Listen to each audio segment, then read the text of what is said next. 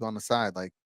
Yeah. So when you hear that beep beep on the side, that means that we're getting my name. No, that means we're getting ready to go to a guest. All right. Oh. So, and it was perfect timing because Native New Yorker just stopped. So but we've been talking about this for days.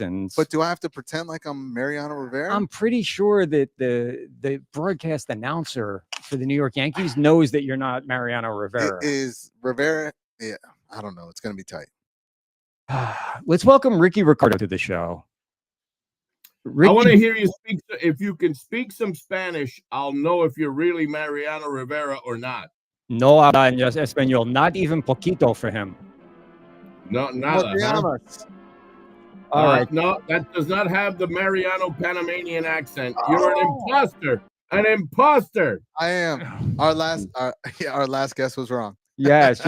We had Coach Matt Doherty on, and he just came out of the gate and said, "Who is that? Mariano Rivera sitting there?" And it stuck. It stuck for the last half hour. Yeah. So, how are you, and how are things in Yankee land? Because it seems like not good. There's panic in the media, but is there panic in camp? Oh, that's a good question. There is some uneasiness.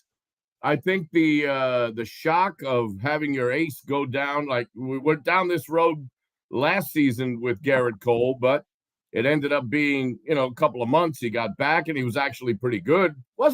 He wasn't the Cole that we're used to last season. His velocity was down a little bit, and he got hit around more often than I'm used to. But this year, at least I did. I figured the rest and everything that he did in the offseason was enough to get him through camp and to give him a full season to be the top of a tremendous rotation with Max Fried behind him. And then you can go Carlos Rodon third. And, Luis Gil, he was the first one to go, the rookie of the year. This was a very, very deep rotation where Marcus Stroman didn't have a place in it. And they were busy trying to deal Marcus Stroman just a couple of weeks ago.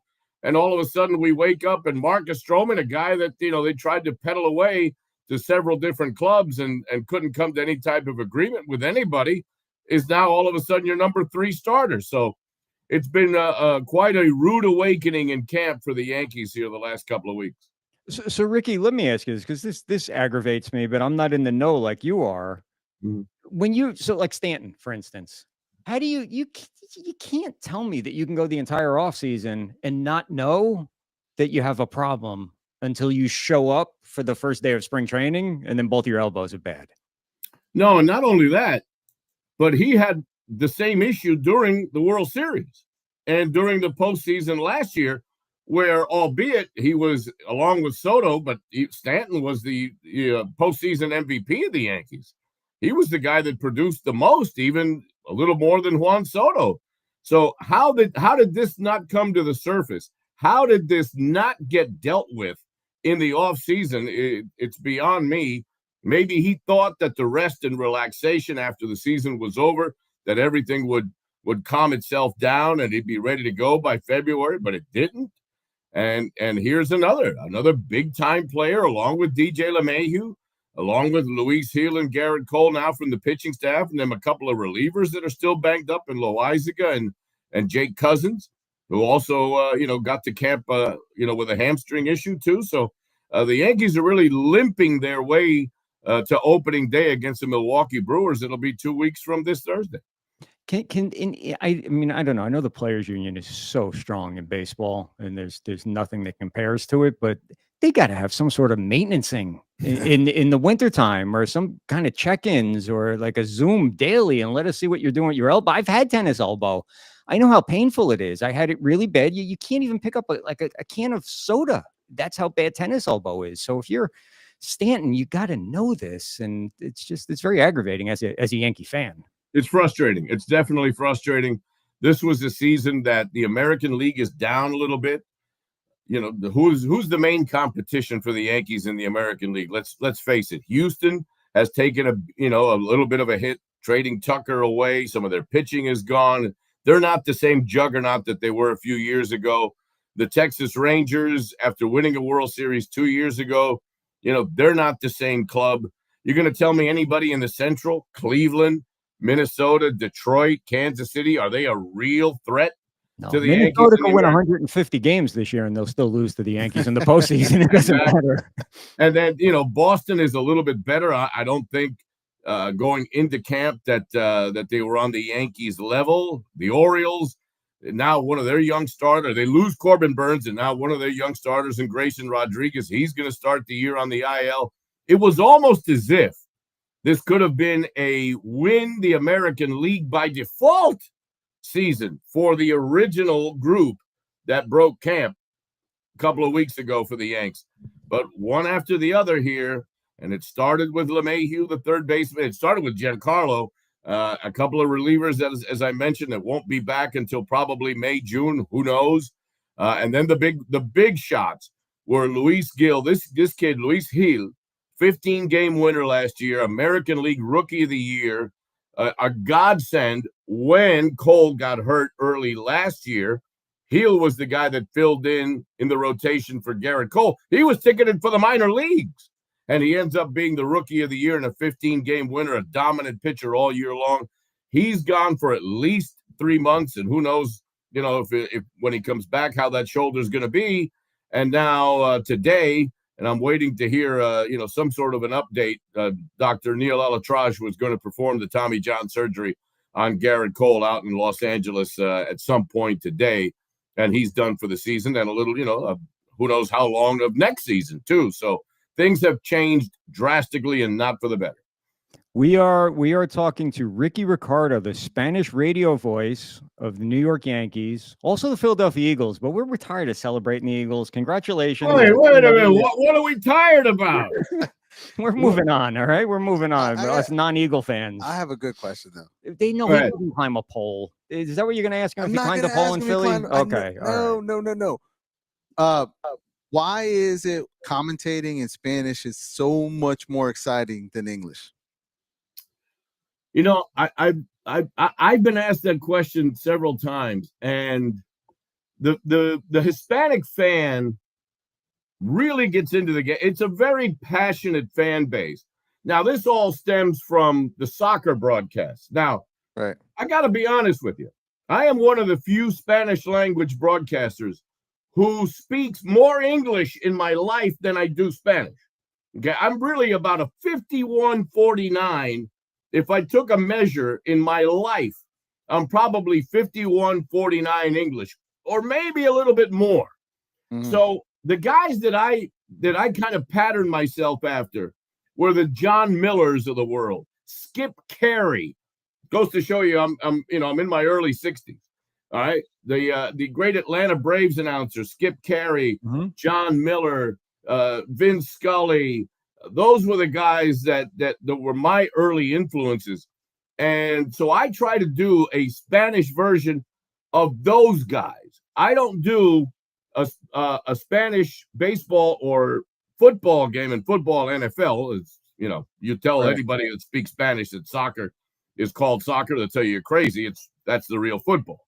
But I won't do an NFL game or a baseball game with the same flavor as the South American or Mexican soccer announcers. Those guys are exhausted by the time the game is over. They expand so much energy, and it's, they're revving at a lot of RPMs. I'm a little bit more laid back. I bring the energy when I need it. I don't know. We have a clip. We have a clip right here. So this is, when I watched it, I said, it's a violent call in a good way. Very good. Like get up and dance. Oh, this one.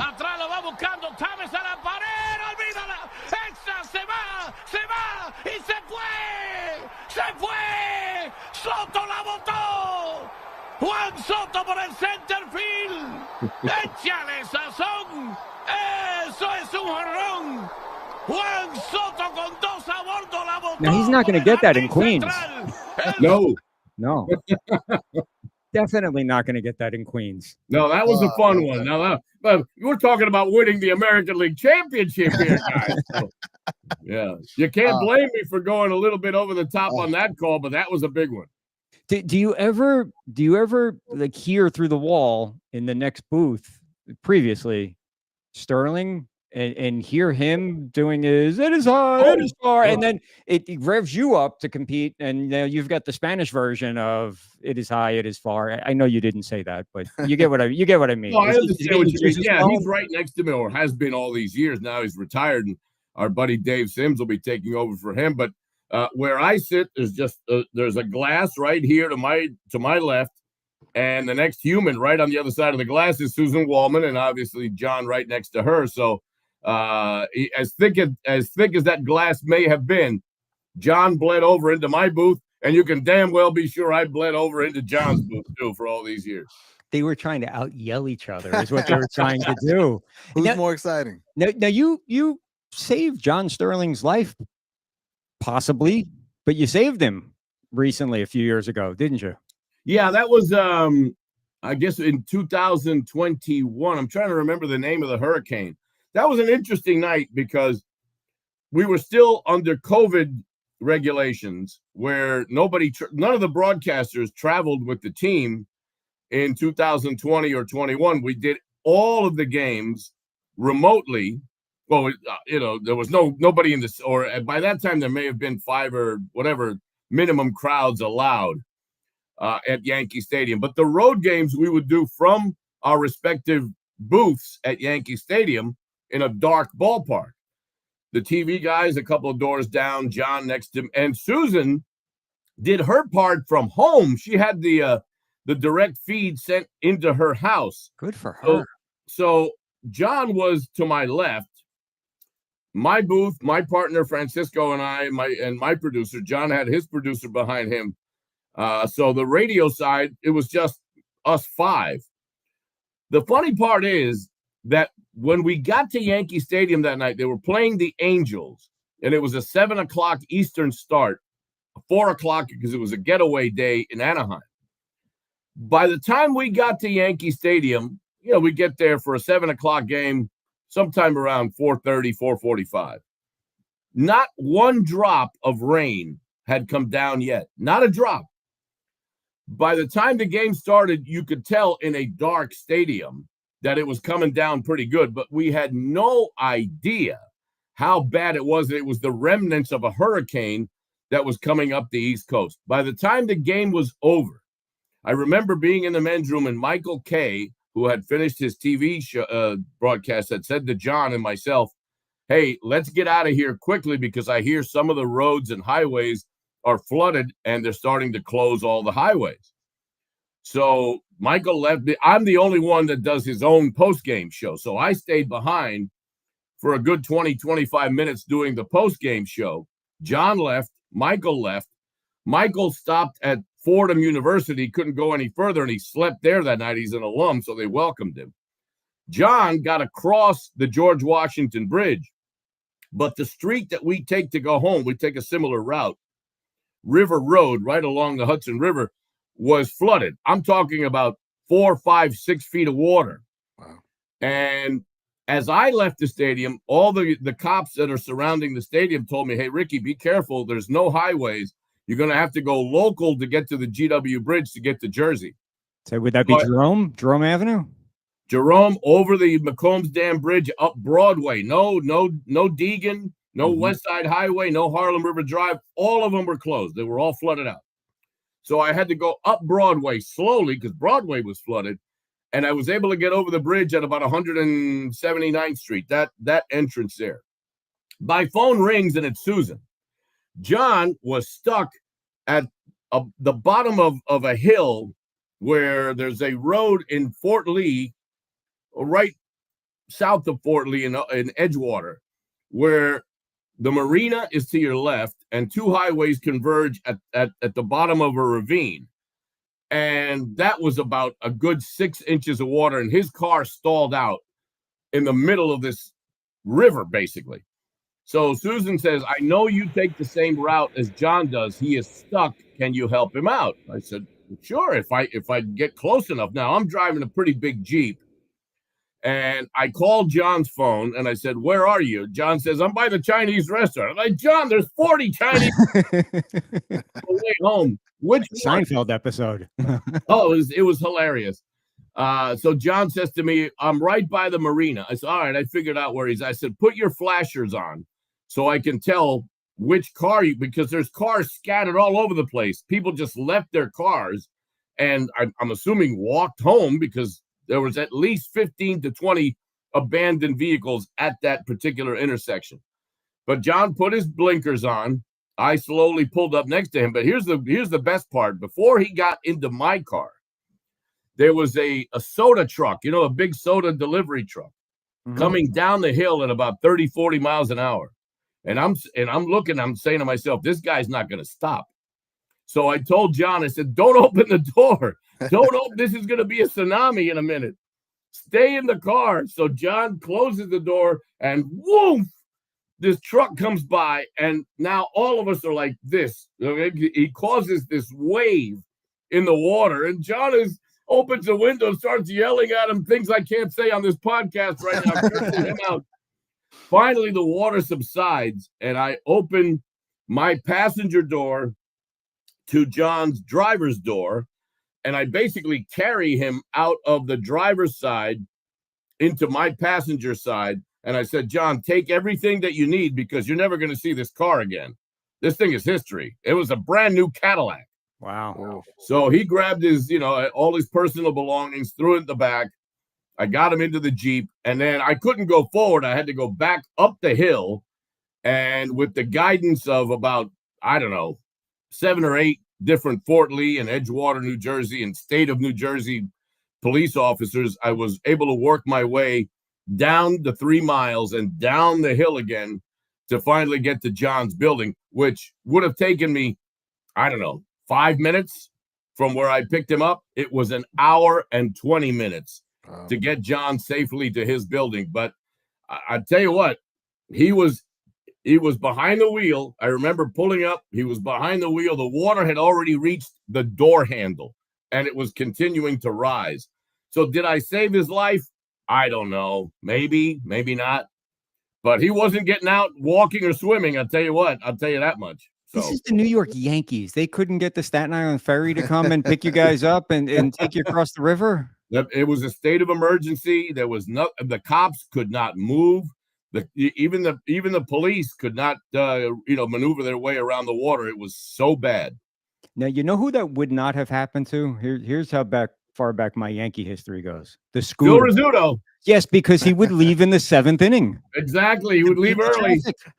And Bobby Mercer and Bill White would joke. They say, yep, Scooter's halfway across the bridge now. Yeah, no, Phil would have had the Susan treatment. He'd have had the game pumped into his house. He wouldn't have even gone to the ballpark that night. What's the coolest part about your job with the most iconic sports franchise on the planet? Oof. Do you think about that now, or is that something that you'll think about later? No, I don't take it for granted ever. When you walk into that building or when you're on the road and everybody oohs and ahs when the bus pulls up, they're the Yankees. You say to yourself, I'm part of a legacy that's Ruth, Gehrig, DiMaggio, Mantle, Jeter, A-Rod, Aaron Judge, you name it. When you stop and pause and smell the roses a little bit, you smell those pinstripes, you say, boy, I'm one darn lucky guy to be doing this. And what's amazing to me is to watch when I go to work at Yankee Stadium. To me, it's my job. But then I watch celebrities come into the building. I see dignitaries, politicians, all kinds of powerful, famous people come in that building, and Yankee Stadium kind of sucks them all up because the aura of that ballpark is bigger than whoever it is that walked in.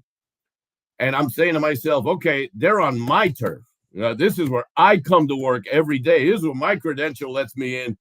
And these huge, important, powerful people are all just part of the panorama of the house that Ruth built. And they came to see the most powerful franchise, along with the Dallas Cowboys, I guess value-wise, according to Forbes, in all of what is professional sports. So it's something that I don't take for granted. The grandiosity of representing that logo, that interlocking NY, and that uniform is something that I take very seriously. Do you ever see the Spanish announcer from the New York Mets and just laugh at him, like giggle under your breath?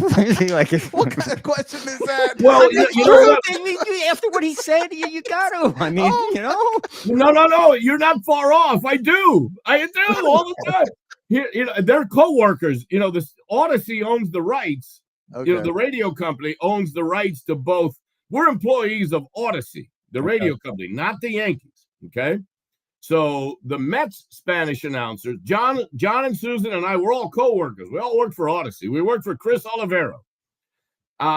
So the Mets Spanish announcers, I always joke with them that, they're the little brothers, the Spanish stepbrothers and the whole thing.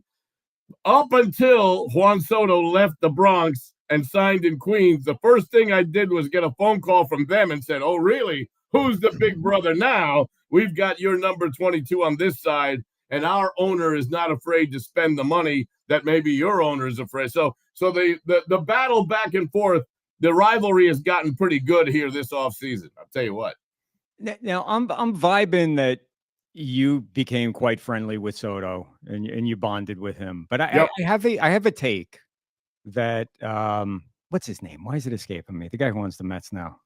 Steve Cohen. Steve Cohen. Didn't Steve Cohen try to spend all his money 2 years ago and cut it off in June with Verlander and Scherzer? Scherzer and Verlander both got over $40 million, and then he cut that short and sold them and basically just paid them off to go away. Yeah, and now all this money into Soto, and you obviously know him much better than we do because we just know him from a distance. So it's easy to hate or it's easy to love when he's wearing pinstripes, and when he's not wearing pinstripes, it's easy to hate. But how do you think he's going to do over there? Oh, he's going to be great. There is no hitter that I've ever seen or called that gives you the quality of the at bat that what Juan Soto gives you. I've never seen anyone take every at bat as a personal affront. It is a chess match between Soto, the opposing pitcher, the catcher, because he starts a conversation with the catcher, the umpire. He'll tell the umpire, no, your strike zone. Even now in spring training with the ABS, he does this and he challenges the strike zone. Soto wins. The umpire always loses. So Soto is the master of the strike zone. All right. It's a personal affront, eye to eye with the opposing pitcher, and he's got a conversation going with the catcher. I've never seen a guy foul more pitches off to extend it at bat to get the pitch he wants. Every Soto at bat is the ultimate Bobby Fischer against Boris Spassky chess match. It's Muhammad Ali against Joe Frazier. It's that one-on-one confrontation. Every at bat for Juan Soto. It's unique. It's something I have never seen in any other baseball player before. He takes it personal every time he gets into that batter's box. And as a teammate, he's a wonderful guy. What I did notice, and I've said this publicly, so I don't have any issue saying it again here with you guys. Well, you got to say something you haven't said so we can break news. Juan Soto, it looked to me last year, he was all business. He knew free agency was coming. He knew he had an opportunity with a team that was loaded, with a guy like Aaron Judge hitting behind him. He knew he could put up a monster year, carry the team to its ultimate goal. They got to the World Series, obviously didn't win it, but the cards were lined up perfectly. What I did notice is that he did not let himself get overwhelmed or fall in love with the situation in the Bronx to the extent where he wouldn't listen to anybody else. And the proof of that was on the night that we lost the World Series to the Dodgers. He was alone at his locker. I went over and in Spanish, I started a conversation and I told him, thank you for giving me the opportunity to broadcast such a vast array of great moments of yours. I can only hope that this continues in the future. And he kind of gave me that smirk, like, yeah, you're trying to ask me, whether I'm planning to stay or go. He didn't fall for it. That was my ulterior motive. But at the same time, I was saying goodbye for the season. But a few minutes later, in the scrum with the reporters, one of the newspaper guys asked him, Juan, and this is 45 minutes after losing the World Series. A reporter asked Soto, are you going to give the Yankees, or do the Yankees have any home field advantage, any home team advantage?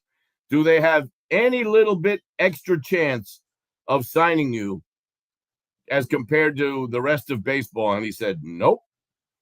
The minute I turn free agent, all 30 teams will have an equal chance of getting me to put pen to paper. Right there, that moment told me right away, this guy dedicated this season to all business.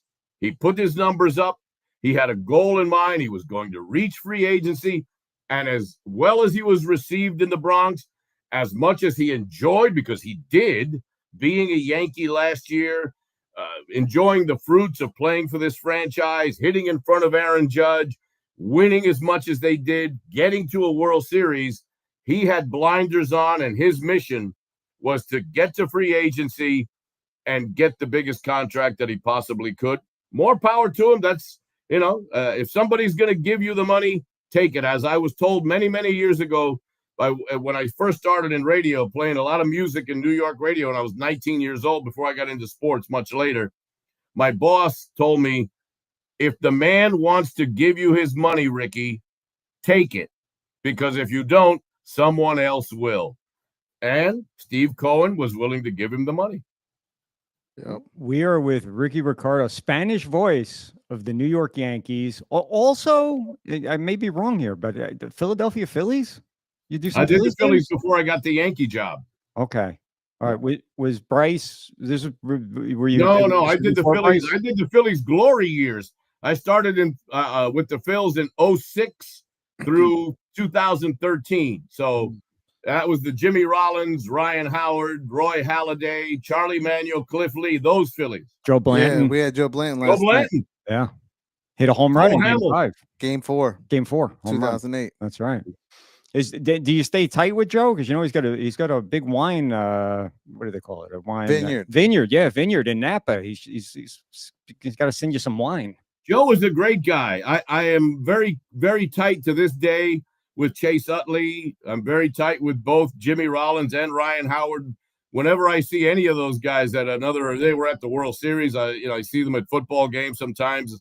We always come up and give ourselves a big hug. They were great guys, and those were great years for the Phillies. And it was a time we were the first Spanish broadcast of the Phillies. So, it kind of expanded everyone's horizons. And my calls were pretty darn good back then with, Raul Ibanez and guys like that. So those were some great years. Charlie Manuel, they don't come any better. Ruben Amaro Jr., I cut my teeth with that organization. I will always have a place in my heart for the red pinstripe Philadelphia Phillies. Well, and so I grew up right in between. I grew up on the Jersey Shore, but I grew up a Yankee fan because you pick a side where I grew up. So it's either Philly or New York. Well, it's exit 7A is the line of demarcation on the turnpike. Yeah, but I was more Parkway. I was exit 88, so the turnpike went too far west. So were you north of Freehold or south of Freehold? I was south of Freehold. I was on the New York Jersey Shore. There's two Jersey Shores. South of Freehold is Eagles, Phillies.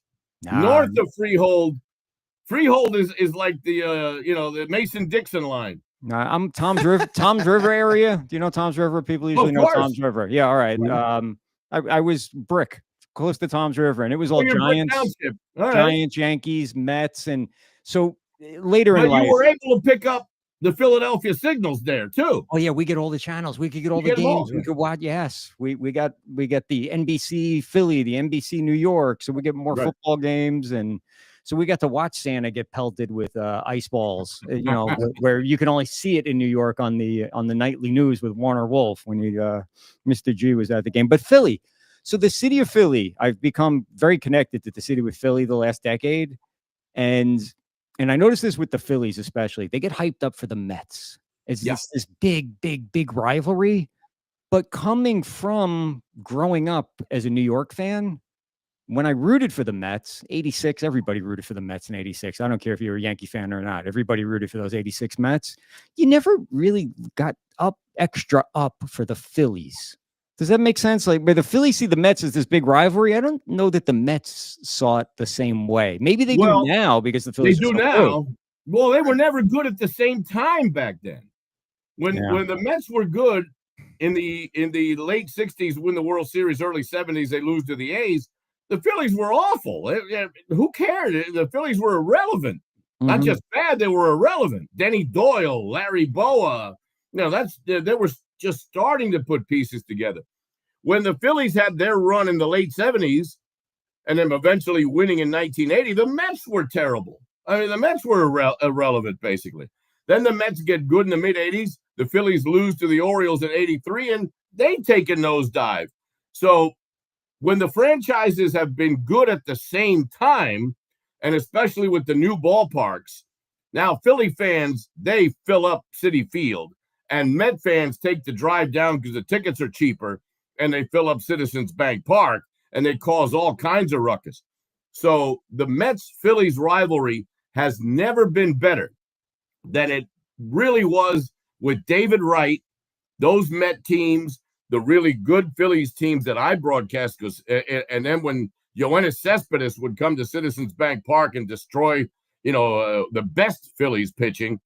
But then the Phillies would go up to Citi Field and Ryan Howard would take, whoever the Mets closer was deep, and there was some heartbreaking Met losses and big-time Phillies victories too. So the rivalry has really gotten good since the Phillies won that World Series. So you figure in the last 15 to 18 years, Mets-Phillies is just as spicy, or maybe more spicy than Yankees-Red Sox.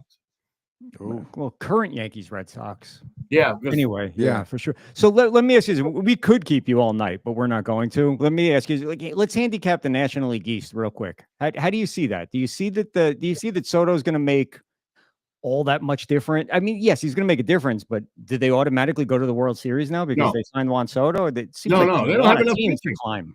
They don't have enough pitching. Kodai Senga has not been healthy since he came over from Japan. Can he be their ace and stay healthy? They're making the Yankees ex-closer, whom I love as a guy. Clay Holmes, my years with Clay Holmes were great, but they're turning him into a starting pitcher. So that's an experiment. How many innings as a starter does Clay Holmes have in their rotation? Montas is already hurt. Minaya is already hurt. So two of their key starters, they didn't bring back Luis Severino, who went and took the Athletics money wherever the heck they're playing, Vegas, Sacramento, Oakland, who knows where they're going to call themselves home. So the Mets starting rotation can't get anywhere near the Philly starting rotation. Philly starting rotation might be the best in the National League.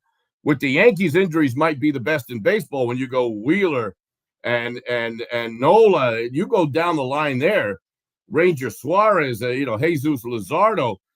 They've got tremendous starting pitching in Philadelphia. And the Atlanta Braves, when they get Acuna back, he'll be back, and they get Spencer Strider back, the Atlanta Braves are a powerhouse. I've got the three-way battle in the National League East: Philadelphia, New York, Atlanta. Whoever makes a big deal at the deadline to supplement their pitching may get them over the top. But right now, I've got it: Philadelphia, Atlanta, Mets coming in third. Do the Phillies have the pitching, and do the Phillies have the firepower? They have the firepower, but I feel like the window's closing on the Phillies with Harper, and Schwarber, and Castellanos. But do they have what they need to get past the Dodgers this year? Ooh, that's a whole nother story. The Dodgers, what the Dodgers have done is just unbelievable, and they've done it within the rules. They've got a hedge fund ownership that's got billions and billions of dollars, and they're not afraid to spend it. They're making a tremendous amount of revenue from Japan, and Dodger mania is at its highest point right now that it's ever been. Do they have enough to?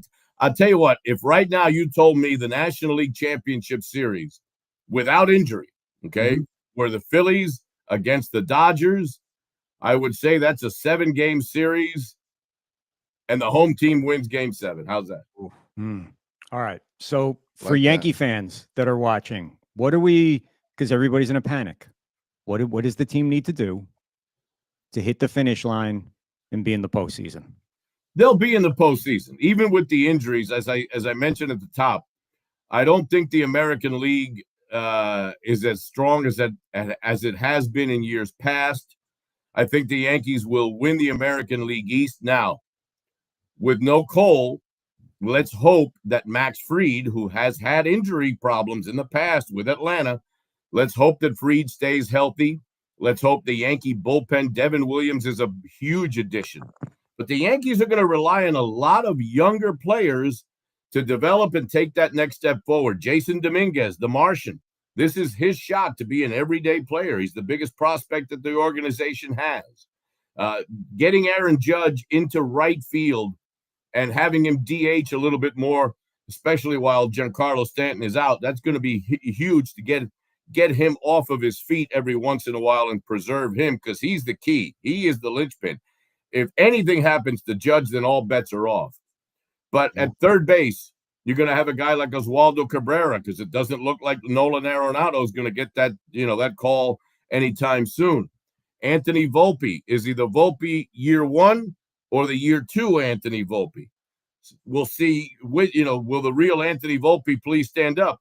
Jazz Chisholm moving back to second base. Do you get a full season of what we got of as my call was, smooth jazz? Do we get smooth jazz for 162? And what does Paul Goldschmidt have left in the tank? He was, bad at the beginning, better in the second half last year, but he's in, his mid to upper 30s, coming off the free agent signing from the St. Louis Cardinals. And the catcher position, Austin Wells, second year as the lead dog. What is Austin Wells? Is he going to be a 230 hitter with power? Is he going to be as good defensively as maybe Jose Trevino was at framing pitches and helping out the starters? So there are a lot of unknowns with this Yankee team. If things click and some of these young players do develop and take that next step forward, then, we're talking about a good 90, 95 win season maybe.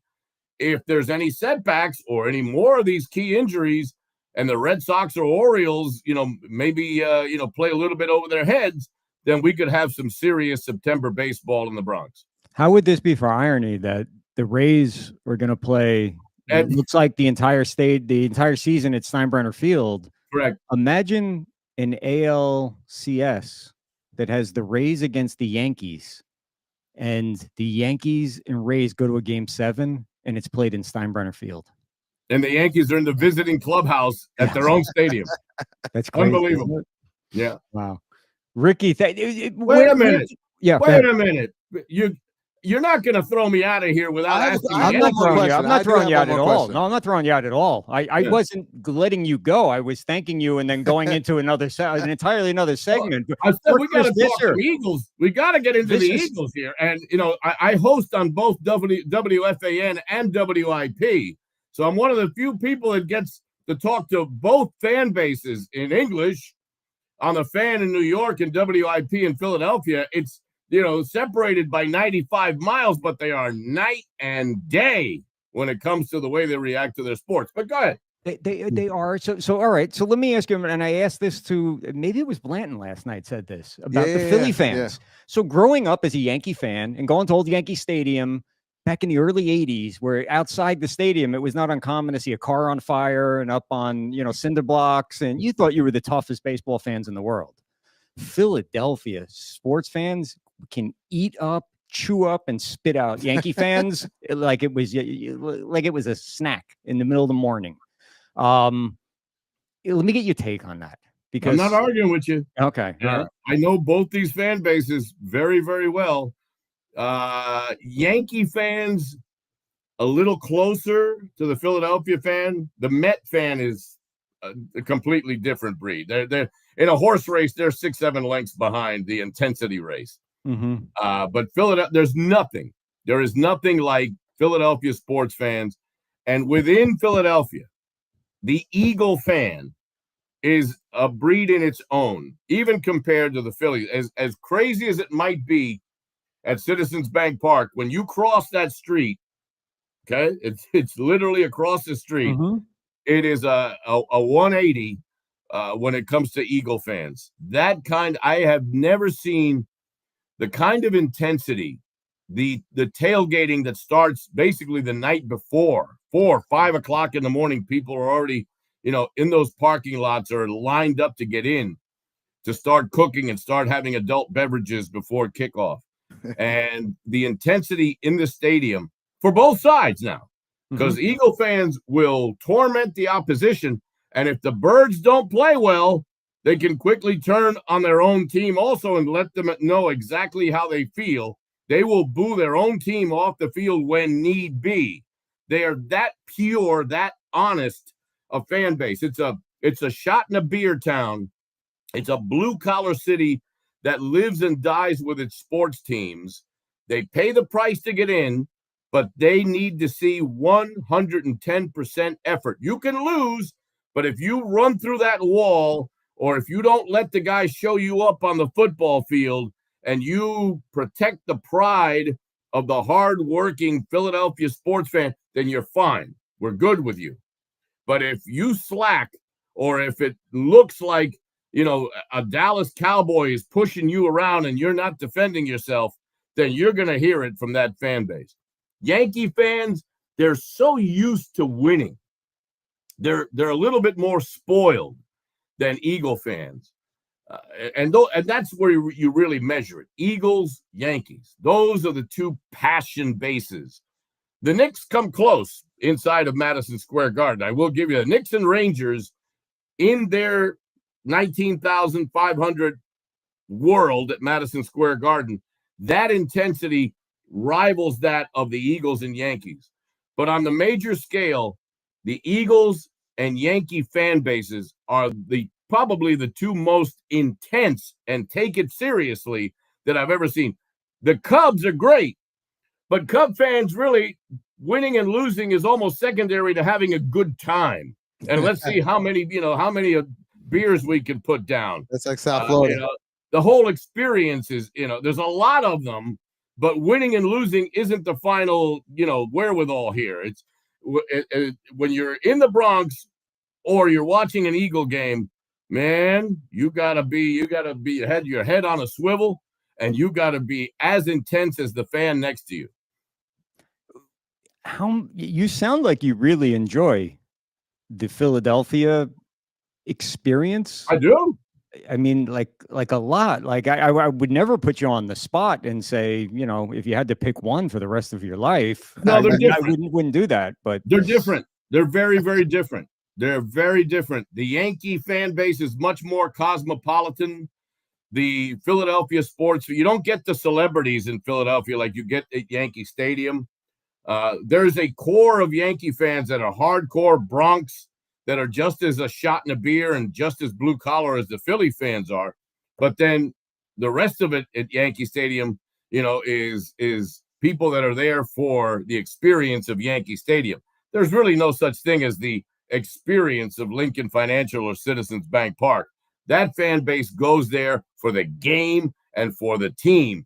Whereas in New York, there's a lot more where it's the Big Apple, it's Yankee. It's almost like Disney World of sports. Whereas in Philadelphia, you're going into the ring for that game. I mean, Rocky Balboa is the absolute patron saint. Yeah. I mean, that is the example. And I was looking, and you put it beautifully when you said the cosmopolitan. I was thinking, like, what's the difference? The difference is the Yankee fans sort of have a little bit of class, and Philly fans have no class. And I don't mean that the way it sounds. And anybody who knows me knows that I have a love for Philadelphia. Right. Well, Tom's River's most famous athlete, one Michael Trout, has a row of seats right behind the goalpost at Lincoln Financial Field. And I see him every game. Okay. And he is just as intense as the rest of that stadium. Right. And he's right there from your neck of the woods in Tom's River. That's why it kind of stuns me that you pointed yourself north with your fan base fandom, instead of pointing yourself west towards Philadelphia, which is quite interesting. No, I wanted no part of Philadelphia when I was a kid. My old man would take us to the Philly Zoo, or we'd go somewhere in Philly, and it just, it was the 70s, early 80s. So it was like the whole city was on fire. It looked like an abandoned city, and that stuck with me until the 10 years ago when we had to go back to Philly for some reason. And somebody said, you have to go to Philadelphia. And I said, no, I don't do Philadelphia. And they said, you don't have a choice. You have to go to Philadelphia. And I was like, oh, crap. But when we got there, we fell in love with the city. And it was an amazing. I think it gets a bad rap sometimes. I think it deserves a bad rap sometimes. I still can't get an answer out of anybody, Ricky. Why do they climb the poles? Why do they have to do that? To me, that seems asinine. Yeah, I don't know. And the city tries to put lard and all kinds of things on the pole so that people can't get up there, but it doesn't work.